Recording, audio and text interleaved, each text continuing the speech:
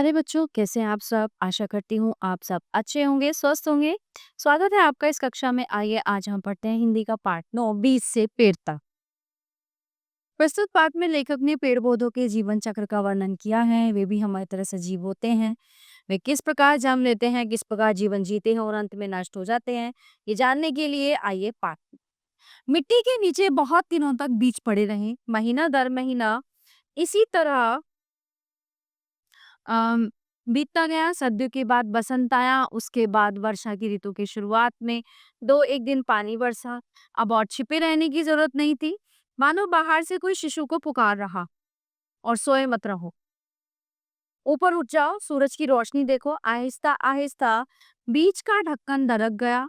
दो सुकोमल पत्तियों के बीच अंकुर बाहर निकला। अंकुर का एक अंश नीचे माटी में मजबूती से गड़ गया और दूसरा अंश माटी भेद कर ऊपर की ओर उठा।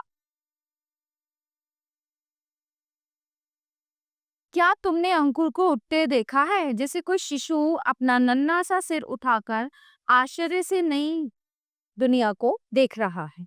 गाछ का अंकुर निकलने पर जो अंश माटी के भीतर प्रवेश करता है उसका नाम जड़ है, और जो अंश ऊपर की ओर पड़ता है उसे तना कहते हैं। सभी गाछ बिरछ में जड़ व तना ये दो भाग मिलेंगे।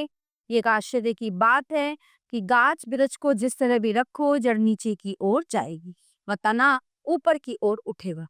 एक गमले में पौधा था। परीक्षण करने के लिए कुछ दिन गमले को औंधा लटकाए रखा। पौधे का सिर नीचे की तरफ लटका रहा और जड़ ऊपर की ओर रही। ठीक है। दो एक दिन बाद क्या देखता हूँ कि जैसे पौधे को भी सफेद मालूम हो गया हो। उसकी पत्तियां और डालियां टेढ़ी होकर ऊपर की तरफ उठाई तथा जड़ घूमकर नीचे की ओर लटक गई। तुमने कई बार सर्दियों में मूली काट कर बोई होगी, देखा होगा। पहले पत्ते व फूल नीचे की ओर रहेंगे, कुछ दिन बाद देखोगे कि पत्ते और फूल ऊपर की ओर उठ आए हैं। हम जिस तरह भोजन करते हैं, गाछ बिरछ भी उसी तरह भोजन करते हैं। हमारे दांत हैं, कठोर चीज खा सकते हैं। नन्हे बच्चों के दांत नहीं होते, वे केवल दूध पी सकते हैं। गाछ बिरछ के भी दांत नहीं होते, इसलिए वे केवल तरल द्रव्य या वायु से भोजन ग्रहण करते। गाछ बिरछ जड़ के द्वारा माटी से रसपान करते हैं। चीनी में पानी डालने पर चीनी गल जाती है। माटी में पानी डालने पर उसके भीतर बहुत से द्रव्य गल जाते हैं। गाछ बिरछ वे ही तमाम द्रव्य सोखते हैं। जड़ों को पानी न मिलने पर पेड़ का भोजन बंद हो जाता है, यानी कि पेड़ मर जाता है। सूक्ष्मदर्शी से अत्यंत सूक्ष्म पदार्थ स्पष्टतः दिखे जा सकते हैं।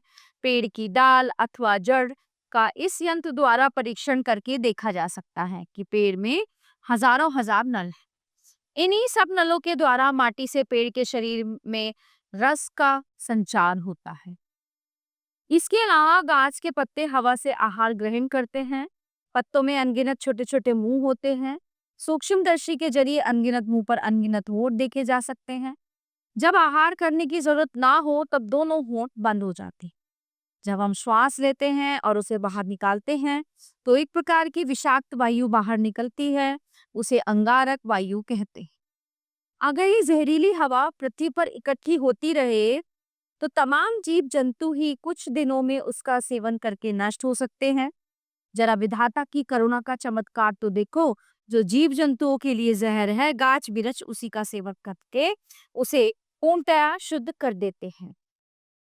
पेड़ के पत्तों पर जब सूर्य का प्रकाश पड़ता है तब पत्ते सूर्य ऊर्जा के सहारे अंगारक वायु से अंगार निशेष कर डालते हैं। प्रकाश न मिलने पर बच नहीं सकते। गाछ बिरछ की सर्वाधिक कोशिश यही रहती है कि किसी तरह उन्हें थोड़ा सा प्रकाश मिल जाए। यदि खिड़की के पास गमले में पौधे रखो तब देखोगे कि सारी पत्तियां व डालियां अंधकार से बचकर प्रकाश की ओर बढ़ रही हैं। वन में जाने पर पता लगेगा कि तमाम गाछ बिरछ इस होड़ में सचेष्ट है कि कौन जल्दी से सिर उठाकर पहले प्रकाश को चपट ले। बेल लताएं छाया में पड़ी रहने से प्रकाश के अभाव में मर जाएंगी, इसलिए वे पेड़ों से लिपटती हुई निरंतर ऊपर की ओर अग्रसर होती रहती हैं। आप तो समझ गए होंगे कि प्रकाश ही जीवन का मूल मंत्र है। सूर्य किरण का परस पाकर ही पेड़ पल्लवित होता है। गाछ बिरछ के रेशे रेशे में सूरज की किरणें आबद्ध है। ईंधन को जलाने पर जो प्रकाश में ताप बाहर प्रकट होता है वो सूर्य की ही ऊर्जा है। गाछ बिरछ व समस्त हरियाली प्रकाश हथियाने के जाल हैं। पशु डागर पेड़ पौधे हरियाली खाकर अपने प्राणों का निर्वाह करते हैं। पेड़ पौधों में जो सूर्य का प्रकाश समाहित है वो इसी तरह जंतुओं के शरीर में प्रकाश करता है। अनाज व सब्जी न खाने पर भी हम बच नहीं सकते हैं। सोचकर देखा जाए तो हम भी प्रकाश की खुराक पाकर ही जीवित हैं। अनाज व सब्जी न खाने पर हम भी बच नहीं सकते हैं। सोचकर देखा जाए तो हम भी प्रकाश की खुराक पाकर ही जीवित हैं। कोई पेड़ 1 वर्ष के बाद ही मर जाता है। सब पेड़ मरने से पहले संतान छोड़ जाने के लिए व्यग्र है। बीज ही गाछ बिरछ की संतान है। बीज की सुरक्षा व सार संभाल के लिए पेड़ फूल की पंखुड़ियों से घिरा एक छोटा सा घर तैयार करता है। फूलों से आच्छादित होने पर पेड़ कितना सुंदर दिखलाई पड़ता है, जैसे फूल के बहाने वो स्वयं हंस रहा हो। फूल की तरह सुंदर चीज और क्या है जरा सोचो तो। गाछ बिरछ तो मटमैली माटी से आहार व विषाक्त वायु से अंगारक ग्रहण करते हैं। फिर इस अपरूप उपादान से किस तरह ऐसे सुंदर फूल खिलते हैं। कथा सुनी होगी स्पर्श मणि की पारस पत्थर की, जिसके परस से लोहा सोना हो जाता है। मेरे ख्याल से माँ की ममता ही वो मणि है। संतान पर स्नेह निछावर होते ही फूल खिलखिला उठते हैं। ममता का परस ही मानो माटी व अंगार के फूल बन जाते।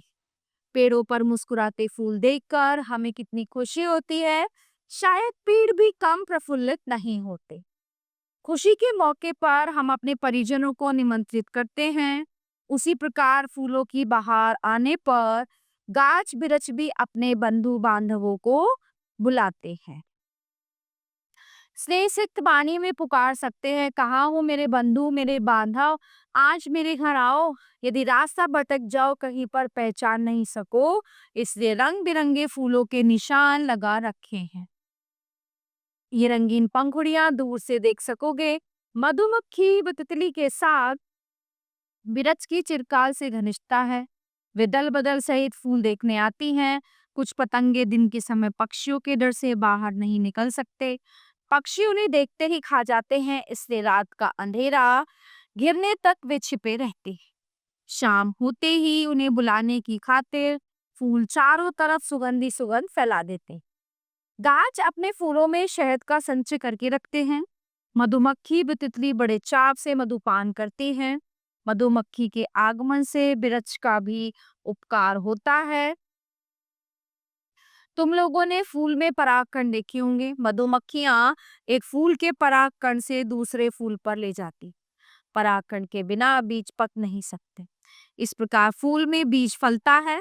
अपने शरीर का रस पिलाकर बिरछ बीजों का पोषण करता है। अब अपनी जिंदगी के लिए उसे मोहमाया का लोभ नहीं है। तिल तिल कर संतान की खातिर सब कुछ लुटा देता है। ठीक है, जो शरीर कुछ दिन पहले हरा भरा था अब वो बिल्कुल सूख गया है। अपने ही शरीर का भार उठाने की शक्ति क्षीण हो चली है। पहले हवा बयार करती हुई आगे बढ़ जाती हैं। पत्ते हवा के संग क्रीड़ा करते थे। छोटी छोटी डालियां ताल ताल पर नाच उठती थी। अब सूखा पेड़ हवा का आघात सहन नहीं कर सकता। हवा का बस एक थपेड़ा लगते ही वो थरथर कांपने लगता है। एक एक करके सभी डालियां टूट पड़ती हैं। अंत में एक दिन अकस्मात पेड़ जड़ सहित जमीन पर गिर पड़ता है। इस तरह संतान के लिए अपना जीवन न्यौछावर करके बिरछ समाप्त हो जाता है। प्यारे बच्चों, ये पाठ यहीं पे समाप्त होता है। आशा करती हूँ आपको अच्छे से समझ आया होगा। मिलते हैं अगली कक्षा में। धन्यवाद।